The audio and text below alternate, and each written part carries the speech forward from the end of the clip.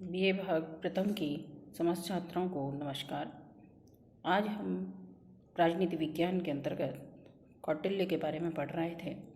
तो इसी श्रृंखला में आज हम कौटिल्य के राजा संबंधी विचार और अमात्य संबंधी विचार पढ़ेंगे। तो हम देखते हैं राजा स्वामी या राजा सप्तांग सिद्धांत में जब राज्य के निर्माण के लिए उसने कहा राज्य के निर्माण में 7 अंकों का होना आवश्यक है। उसमें सर्वश्रेष्ठ स्थान जो है वो राजा का होता है। तो राजा को सर्वश्रेष्ठ स्थान दिया गया। उसकी केंद्रीय स्थिति है। जितने भी शासन तंत्र है यानी शासन संचालन के लिए जितने भी अंग काम करते हैं उनके सबसे दूरी जो है वो राजा है। और इस प्रकार राजा में संप्रभुता निवास करती है। तो बात आती है कि राजा कौन होना चाहिए, राजा के क्या गुण होने चाहिए। तो राजा के गुण क्या होने चाहिए? कौटिल्य के अनुसार वह राजर्षि होना चाहिए। राजर्षि का मतलब जैसा कि हमने पहले भी पढ़ा है कि उसमें राजा के गुण भी होने चाहिए और ऋषि के समान भी उसे होना चाहिए और सर्वगुण संपन्न होना चाहिए। तो इस प्रकार उसे राजर्षि सर्वगुण राजर्षि का राजा की तरह यानी उसको अपने देश का संचालन करना है। और ऋषि का मतलब है राजर्षि ऋषि का मतलब है कि वह आत्मसंयमी होना चाहिए, अपनी इंद्रियों पर नियंत्रण होना चाहिए, इंद्रजीत होना चाहिए। तो ये सभी उसमें गुण पाए जाने चाहिए। अब इसकी शिक्षा जैसे कि जिसके इस प्रकार हम ये कहें तो कौटिल्य ये कहता है कि राज्य की जो शिक्षा है वह राजकुमार की जो शिक्षा है वह आश्रम में ही होनी चाहिए। उसे घर में नहीं, महल में नहीं, वरन अन्य लोगों के साथ अन्य जो सामान्य विद्यार्थी है उसकी तरह ही उसे शिक्षा ग्रहण करनी चाहिए। यहाँ पर हम बात देखते हैं तो जो प्लेटो जब अपने शिष्य को एक राजा बनाता है, आदर्श राज्य की निर्माण करता है तो वह असफल हो जाता है। लेकिन कौटिल्य उसमें सफल होता है। चंद्रगुप्त मौर्य को वह अपनी इच्छा अनुसार जिस प्रकार का एक राजा शक्तिशाली सर्वगुण संपन्न होना चाहिए वैसा वो बनाने में सफल होता है। तो इस प्रकार हम देखते हैं तो राजा को जो शिक्षा दी जानी चाहिए वो दंड नीति यानी राजनीति और शासन कला का उसे ज्ञान दिया जाना चाहिए। सैन्य विद्या दी जानी चाहिए। मानव शास्त्र, इतिहास, अर्थशास्त्र, धर्मशास्त्र इन सब का ज्ञान उसे देना चाहिए। और आत्मसंयम पर बल दिया गया है, न कि आत्मत्याग पर। जिस तरह प्लेटो तो आत्मत्याग की बात करता है जबकि कौटिल्य जो है वो आत्मसंयमी की बात करता है। तो ये तो हमने देखी इसकी शिक्षा कैसी होनी चाहिए राजा की। अब आता है राजा की कार्य और शक्तियाँ। तो सबसे पहले हम देखते हैं तो वह संप्रभुता का प्रतीक है। संप्रभुता का प्रतीक का अर्थ यह है कि वह उसमें संप्रभुता निवास करती है, वह सर्वशक्तिशाली है और इस प्रकार वह समस्त कार्यों को संपन्न करता है। तो इस प्रकार अंतिम शक्ति जो है वो किसके पास है? राजा के पास है। तो राजा संप्रभु उसकी शक्तियाँ हैं, संप्रभु है वह। तो इस प्रकार राजा जो है वह नैतिक सत्ता का प्रतिनिधित्व करता है। अब बात आती है इसके बाद जो दूसरा जो शक्ति है उसके कार्य हैं कार्यपालिका एवं प्रशासनिक शक्तियाँ। कार्यपालिका एवं प्रशासनिक शक्तियाँ कौन कौन सी हैं? जैसे अमात्यों की नियुक्ति करना है, राष्ट्र के महत्वपूर्ण विषयों पर मंत्रिपरिषद के से पत्र व्यवहार एवं विचार विमर्श करना है, गुप्तचरों की नियुक्ति करना है, उनके प्रतिवेदन पर विचार विमर्श करना, सुरक्षा शांति एवं व्यवस्था बनाए रखना, न्याय व्यवस्था, आय व्यय का निरीक्षण, सेना पर नियंत्रण, विदेश एवं युद्ध नीति का संचालन, राष्ट्र को आपातकाल से रक्षा दिलाना और प्राकृतिक विपत्तियों के लिए आपात व्यवस्था यानी उन्हें सुविधाएँ उपलब्ध कराना।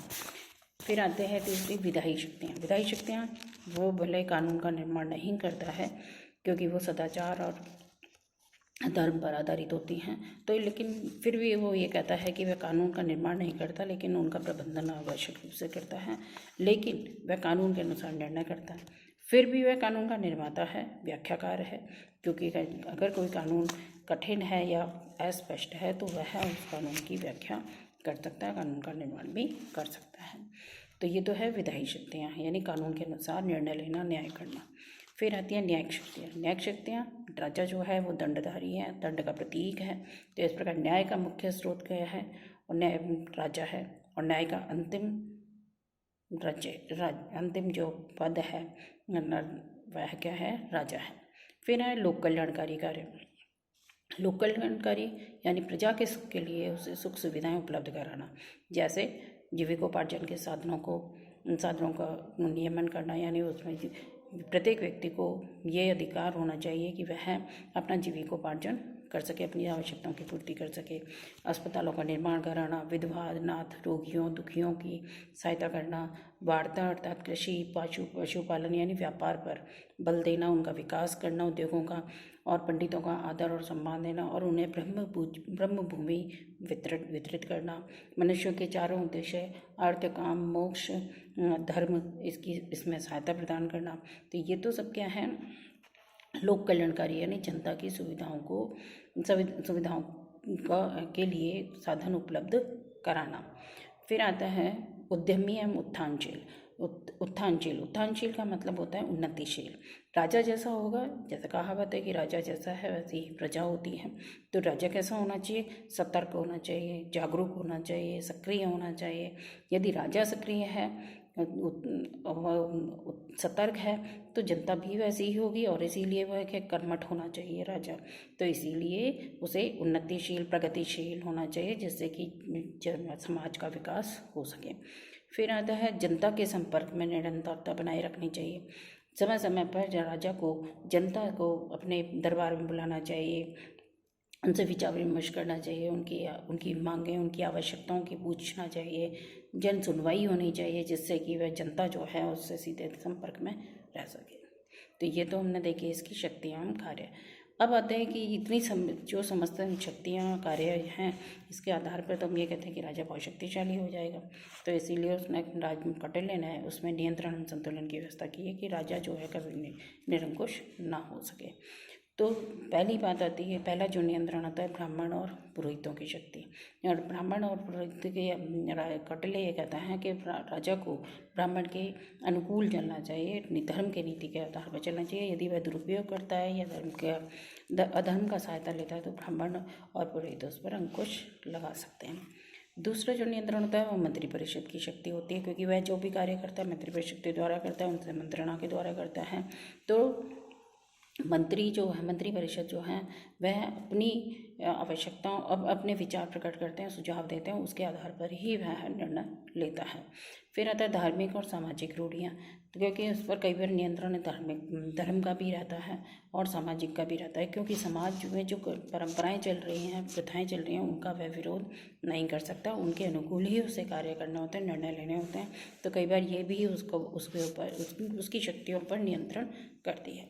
फिर आता है जन असंतोष का भय, क्योंकि यदि वह लगातार जनता का विरोध करता रहेगा, जनता को संतुष्ट करता रहेगा, उसकी उपेक्षा करता रहेगा, तो जनता उसका विरोध भी कर सकती है। तो असंतोष की भावना भी हो सकती है, उसे निरंकुशता पर जनता का भी नियंत्रण रहता है। फिर आता है वेतनभोगी राजा। वेतनभोगी राजा जो कौटिल्य कहता है कि राजा जो है वह जैसा कार्य करता है, जितना कार्य करता है उसके आधार पर उसे वेतन प्राप्त होगा, और इसलिए राजा जब अगर वो कार्य करता है तो ही उसे वेतन मिलना है, अन्यथा नहीं मिलना है। तो इस प्रकार क्या है कि राजा जो है वह कैसा होना चाहिए, जो कि वेतनभोगी है, यानी उसे उसके वेतन प्राप्त करता है। और चंद्रगुप्त मौर्य को भी उत्साह बनाए रखने के लिए वह ये कहता है कि उसको सुख और हित में राजा का सुख और हित है, तो इसीलिए वह ये कहता है कि राजा जो है वो कैसा है, वेतनभोगी है, कर्तव्यों के आधार पर ही उसे वेतन मिलता है। फिर है राजा का प्रशिक्षण। राजा को ऐसी शिक्षा दी जानी चाहिए जिससे कि वह इंद्रजीत रहे, आत्मसंयमी रहे, और वह स्वप्न में भी ये ना सोचे कि वह लालची हो सके या असत्य भाषण ना करे, तो यानी वह स्वप्न में भी ना करे। यही राजा का इस प्रकार का उसको प्रशिक्षित किया जाए। फिर है न्यायालय द्वारा न्याय वितरण। वह भले ही अंतिम न्याय जो है वह राजा देता है, अंतिम न्यायालय के रूप में काम करता है, लेकिन उसके बावजूद भी वह अपनी शक्तियों को वितरित कर देता है, यानी उसके हाथ से बहुत सारा न्याय निकल जाता है, क्योंकि वहाँ पे स्थानीय संस्थाएं जैसे कि ग्राम परिषद जैसी संस्थाएं वहाँ पर उस समय कौटिल्य ने व्यवस्था की थी। तो उसके अंतर्गत क्या है कि ग्राम परिषदों को ही ये अधिकार दिए गए थे कि वे गाँव में जितने भी विवाद होते हैं या उनकी जो समस्याएं हैं उनका समाधान वो ग्राम परिषद ही कर देते हैं। तो इस प्रकार न्याय जो है उसका वितरण हो जाता है। तो इस प्रकार वह राजा जो है, कौटिल्य का राजा जो है वो निरंकुश नहीं हो सकता। अब आती है बात, ये तो हमने सबसे पहला राजा देखा। अब आते हैं दूसरा क्योंकि राजा के बिना, राजा जो है अपनी समस्त कार्यों को अमात्य के बिना या मंत्रियों के बिना नहीं कर सकता। तो इसलिए हम दूसरा देखते हैं अमात्य। अमात्य की आवश्यकता क्यों है? कौटिल्य ये कहता है कि जिस प्रकार गाड़ी का एक पहिया अकेले नहीं गाड़ी को चला सकता, उसके लिए उसे दूसरे पहिए की आवश्यकता होती है, उसी प्रकार राज्य चक्र में भी अमात्य की सहायता के बिना अकेले राजा अपने कार्य को नहीं कर सकता।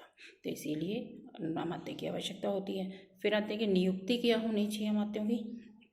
राजा अपने सहपाठियों को नकारे नहीं, उनकी उपेक्षा ना करे, बल्कि क्योंकि वह उसके सहपाठी होते हैं तो उसको उसकी कार्य क्षमता, उनके गुण, बुद्धि, देश, काल, उसके कार्यों को, उसके गुणों को वो जानता है, तो इसलिए उसकी विवेचना करके उन्हें नियुक्त करना चाहिए।